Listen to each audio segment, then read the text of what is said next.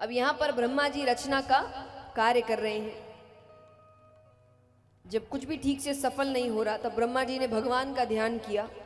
तो ब्रह्मा जी के दाहिने हिस्से से स्वयंभू मनु यानी पुरुष, बाएं हिस्से से शतरूपा यानी एक स्त्री की रचना हुई। इनकी 5 संतानें हुई, देहूति, प्रस्तुति, आहुति और उत्तान, पादर, प्रियव्रत। 3 बेटियां, 2 पुत्र। अब संसार इन्हीं के साथ आगे बढ़ता है। उत्तानपाद को राजा बनाया गया। इनका विवाह सुनीति नामक कन्या से हुआ, पर कोई संतान नहीं हुई, तो दूसरा विवाह कराया गया सुरुचि नामक कन्या से। अब वो इतनी सुंदर कि उसकी सुंदरता के आगे राजा सब कुछ भूल जाए। अब लीला देखिए, दूसरा विवाह कराया गया था कि संतान नहीं हो रही थी पहली पत्नी से। यहां सुरुचि गर्भवती हुई, वहां सुनीति भी गर्भवती हुई, दोनों को पुत्र हुए।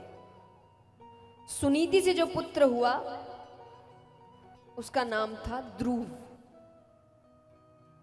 और सुरुचि से जो पुत्र हुआ उसका नाम रखा उत्तम। दोनों बच्चे बड़े होते हैं। अब यहां पर एक दिन राजा जीतकर युद्ध से वापस आए। सबसे पहले सुरुचि के पास गए। अब कमरे के अंदर है, सेवकों से कह दिया किसी को कमरे में मत आने देना। अंदर राजा है, रानी है, उत्तम है, पारिवारिक समय बिता रहे हैं।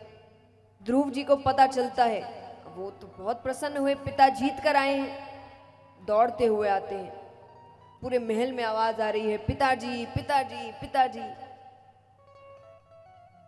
कमरे के अंदर प्रवेश करते हैं। अब बेटा है तो सेवकों ने भी नहीं इतना रोका।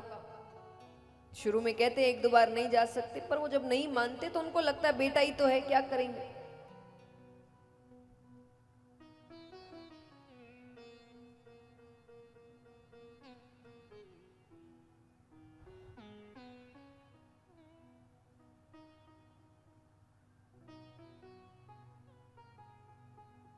तो उनको लगा बेटा ही है, तो उन्होंने अंदर जाने दिया। वो जाते ही सबसे पहले अपने पिता की गोद में बैठते हैं।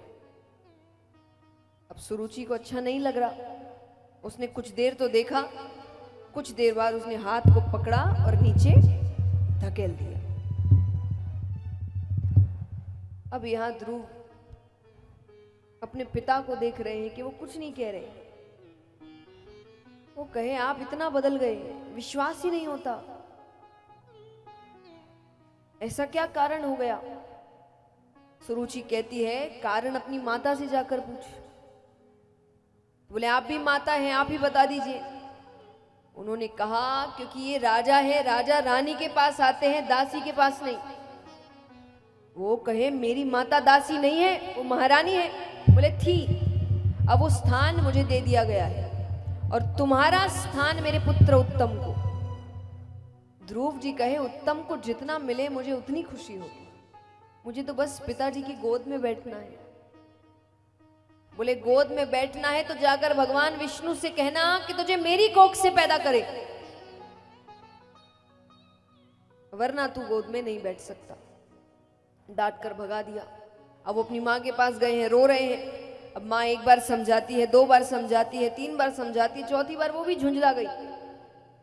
तो उसने झुंझलाहट में कह दिया कि क्या एक साधारण से मनुष्य की गोद में बैठने के लिए रो रहा है? बैठना है तो जाकर भगवान विष्णु की गोद में बैठ। अब एक बच्चे के दिमाग में बार बार एक ही नाम आ रहा है, भगवान विष्णु भगवान विष्णु। वो कहे ये भगवान विष्णु कहाँ मिलेंगे, मुझे इनसे मिलना है। माता ने कहा वो ऐसे नहीं मिलते, उनके लिए तपस्या करनी पड़ती है, वन जाना पड़ता है। अभी तो बहुत छोटा है ना, जब बड़ा हो जाएगा मैं तुझे तप के लिए भेजूंगी। ये कहकर उन्होंने उसको सुला दिया। अब उसके तो बात बैठ गई दिमाग में, तो मध्य रात्रि में उठता है वो। माता ने क्या कहा था,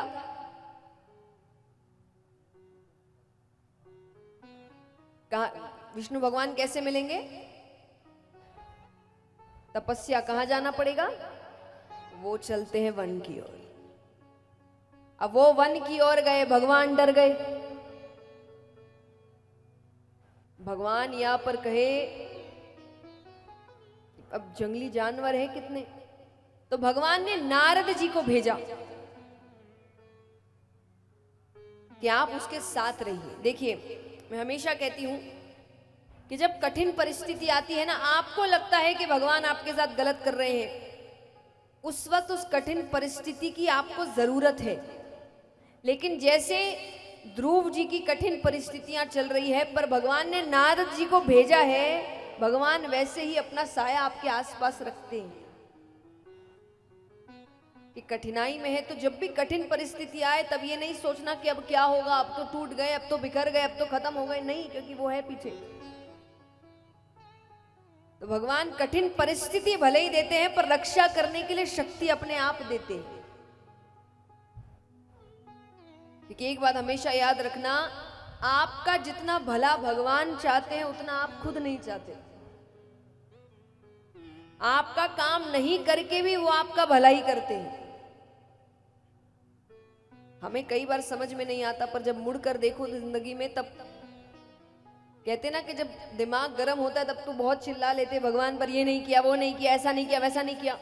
पर एक बार शांति से अगर बैठो और अपने जीवन को देखो तो समझ आएगा कितना कुछ किया है। कितनी बार जो बोला वो किया है, और कितनी बार जो नहीं बोला वो भी हो गया है। उसके लिए कब धन्यवाद करते हैं हम भगवान को? करते हैं क्या? शिकायतें तो बड़ी कर देते हैं, धन्यवाद कितना करते हैं? भगवान कहेंगे कि क्रोधित होने के लिए तो आ जाता है, गालियां देने के लिए तो आ जाता है, ये नहीं किया, वो नहीं किया, ऐसा नहीं किया, और जब काम करता हूं तब क्या? तब अपना नाम लेता है, मैंने किया, मुझसे हुआ। और जब खुद से कुछ नहीं होता तो इल्जाम लगा देता है भगवान ने नहीं किया। तो यहां पर भगवान नारद जी को भेजते हैं कि आप उसके साथ रहिए बस। तो नारद जी जाते हैं। अब नारद जी ने सबसे पहले जाते ही कहा, अरे पुत्र, कहां घूम रहे हो? तुम्हारे माता पिता ढूंढ रहे होंगे। आइए, शांति शांति।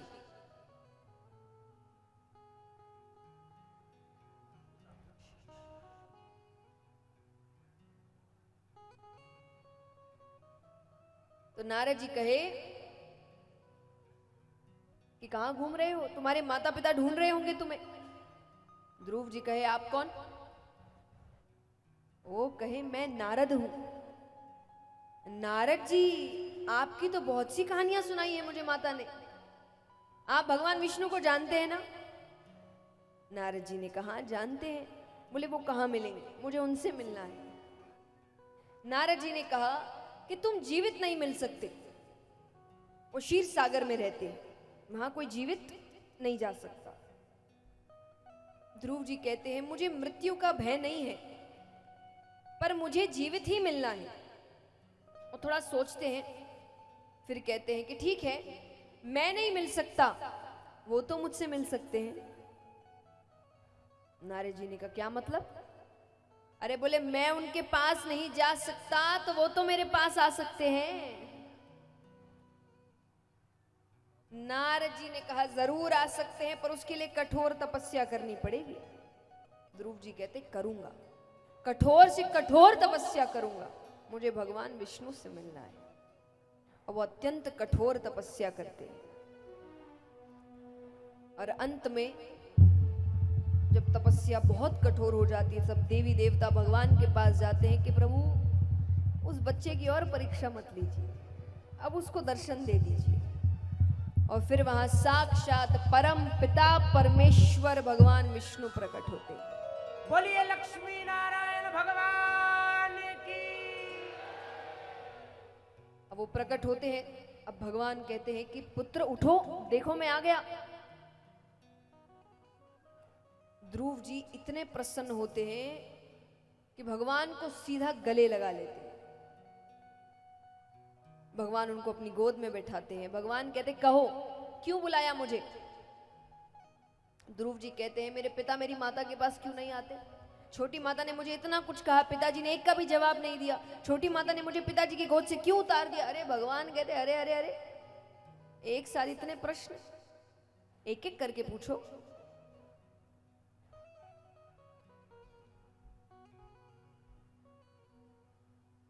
एक एक करके पूछो। ध्रुव जी कहते हैं छोटी माता ने मुझे पिताजी की गोद से क्यों उतार दिया। भगवान कहते तो यही प्रश्न तुम्हें सबसे ज्यादा तकलीफ दे रहा है। भगवान ने असल में ध्रुव जी को कोई जवाब नहीं दिया था, उन्होंने बस उनके मस्तक पर हाथ रखा था और हाथ रखते ही साक्षात मां सरस्वती उनके मस्तक पर प्रवेश करती है, ज्ञान उनके मस्तक पर प्रवेश करता है। भगवान कहते हैं और भी कोई उत्तर चाहिए?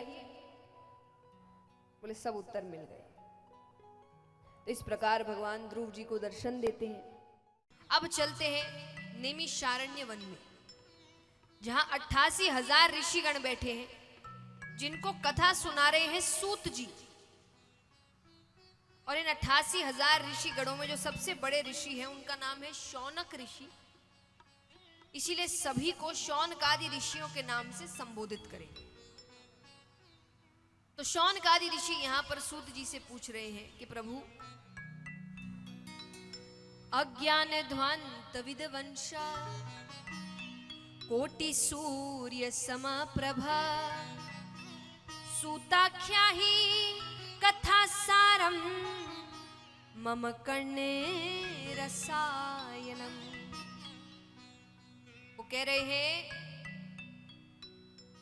कि हम अज्ञानी हैं, पर आप में एक नहीं दो नहीं करोड़ों सूर्यों के समान ज्ञान रूपी प्रकाश है। तो हमें बताइए कि कलयुग के जो जीव हैं उनका कल्याण कैसे हो। सूत जी बताते हैं, काल व्याल मुख ग्रास त्रास निर्नाश हेतवे श्रीमद् भागवतम शास्त्रम कलोकिरेन भाषितम। काल व्याल मुख ग्रास, काल एक सर्प की तरह है जो सबको अपना भोजन बनाते हुए आ रहा है, सबकी आयु निश्चित है। कहते हैं कि एक बच्चा जब जन्म लेता है वो बड़ा होगा कि नहीं होगा, इसमें संदेह है? बताओ, संदेह माने डाउट, तो संदेह है? ध्यान से सुनिए प्रश्न। एक बच्चा है, जन्म लेता है, अब वो बड़ा होगा कि नहीं होगा, इसमें संदेह है? नहीं है। आपको उसकी उम्र पता है? क्या पता उसकी उम्र ज्यादा नहीं हुई तो? उसकी उम्र, बच्चे की उम्र नहीं हुई ज्यादा, बड़ा नहीं हुआ, कुछ समय बाद ही बुलावा आ गया, उम्र तो किसी की पता नहीं ना, तो संदेह है। वो पढ़ाई करेगा कि नहीं करेगा, इसमें संदेह है? जोर से कहिए, है। उसकी शादी होगी कि नहीं होगी, इसमें संदेह है? उसके बच्चे होंगे कि नहीं होंगे, इसमें संदेह है? वो मरेगा कि नहीं मरेगा, इसमें संदेह है? इसमें कोई संदेह नहीं। जिसने जन्म लिया है वो मरेगा, तो मृत्यु सबकी तय है। व्यक्ति इसी को भूल जाता है, इसी से भागता है। और जबकि दुनिया की सबसे बड़ी सच्चाई यही है